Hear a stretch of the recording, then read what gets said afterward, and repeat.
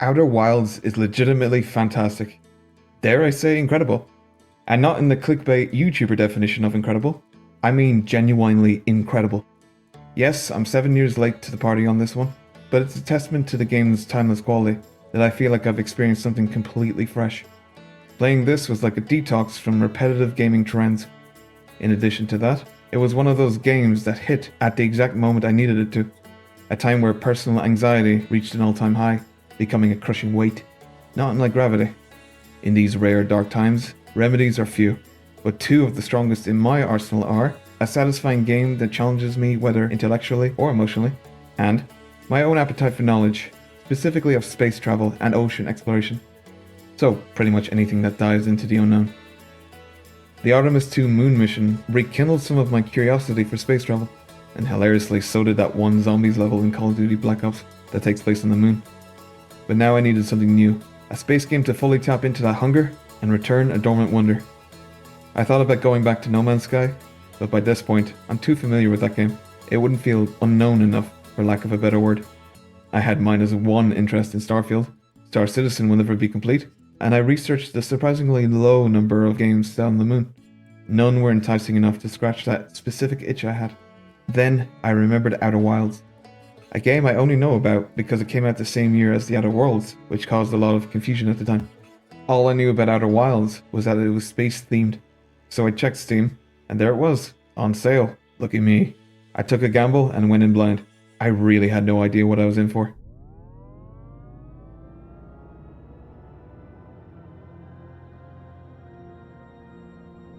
Because Outer Wilds is so difficult to talk about without spoiling the experience, I'll do a spoiler section later in the video. For now, I just want to talk about the experience without diving into the actual story contents of the game. The beginning fools you into thinking this is a strictly light-hearted adventure. Everything feels easygoing, and the goal becomes clear, due to a very effective mystery that hooks you from the get-go. An entire ancient civilization mysteriously vanished, despite their technical prowess.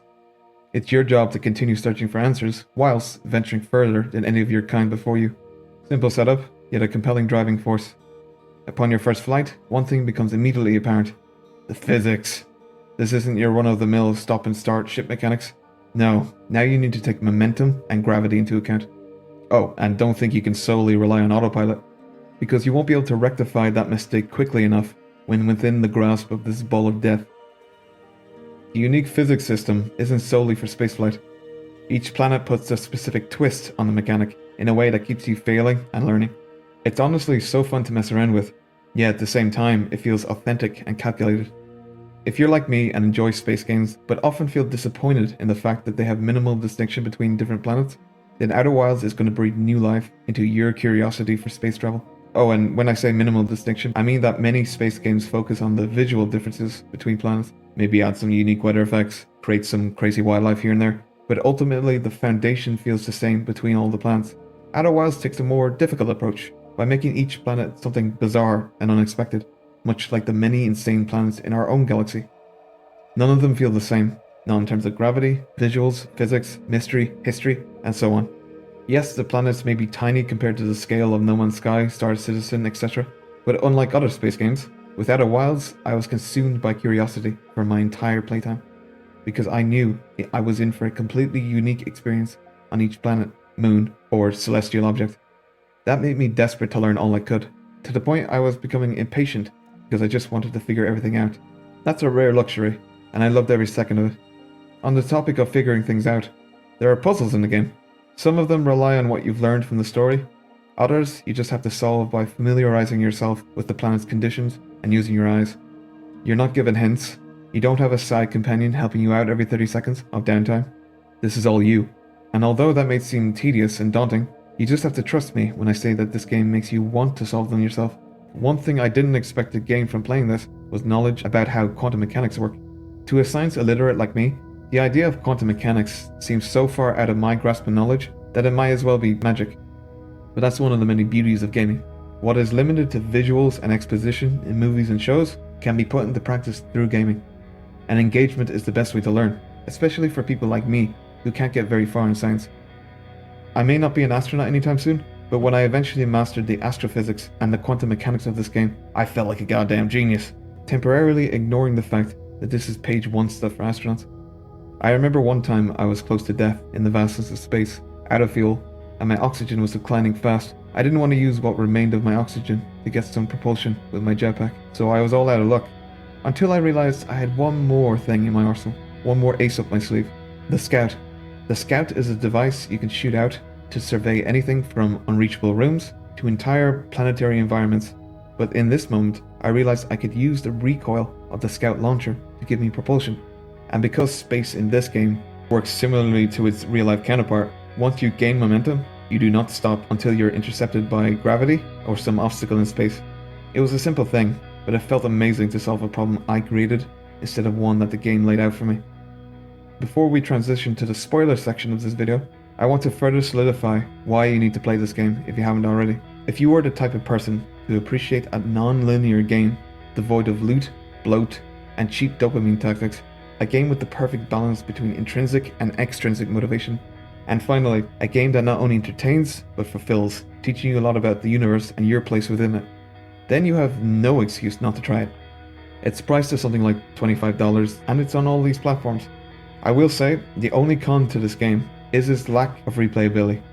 There's no real motivation to replay it once all the mysteries are solved, and in my experience I completed it with 18.5 hours of game time, not counting the expansion, which I will begin after this video is done.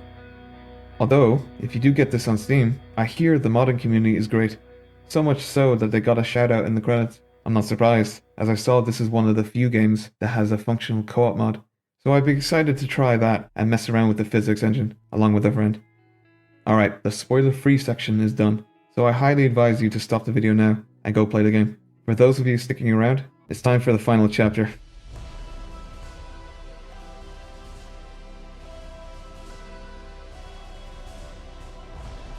Who would have thought a game where everyone dies could be so hopeful?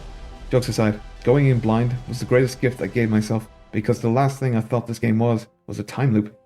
The pure bewilderment, along with awe I felt when I turned around and the damn sun blew up for the first time, was a moment that still makes me laugh. What a brilliant premise. You're at the tail end of the universe when the last of the stars are dying, including your own, without your knowledge. And then every 22 minutes, you die from your own sun's supernova. Only saved because of the Nomai's technology that harnesses the supernova to effectively time travel. Or send your future memories back is probably more accurate.